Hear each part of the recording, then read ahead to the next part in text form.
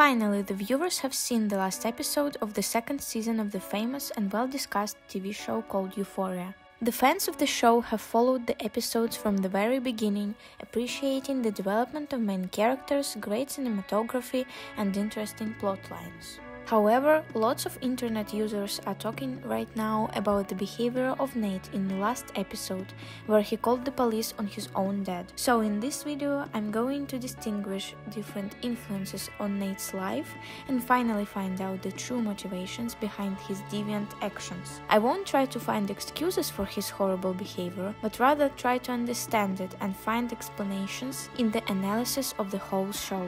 Also, if you can find other reasons for Nate's behavior, leave them in the comments section down below. Let's come back to the theory about Nate's actions.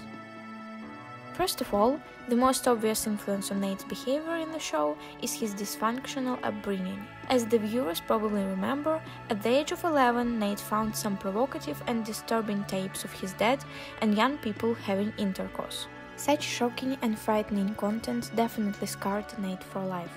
He started having recurring dreams of Cal being extremely violent towards his son. That is what he learned to be violent from, so he started working out too much and obsessing over his power and strength as a man. He was constantly manipulated, told to act properly, and wasn't allowed to cry at the hardest moments.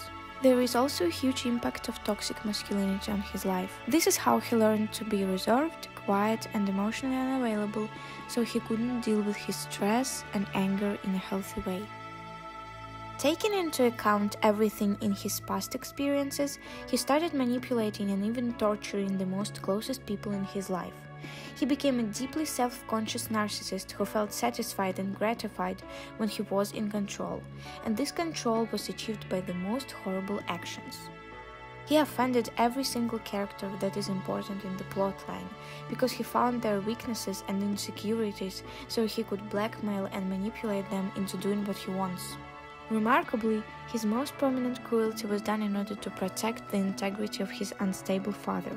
Till the very end, Nate tried to convince himself that Cal is doing the best he can and to justify his unforgivable and traumatic behavior.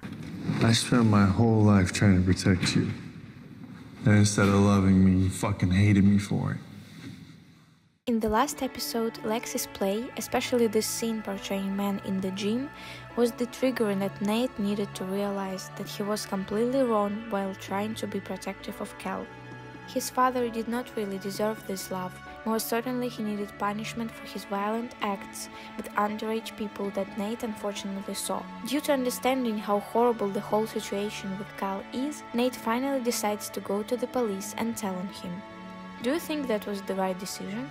Please comment, I enjoy reading your feedback.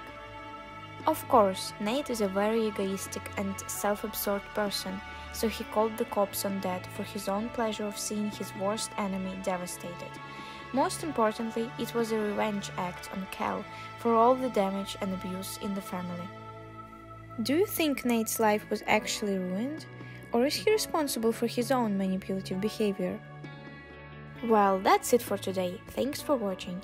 Hit the like button if it was an interesting overview for you.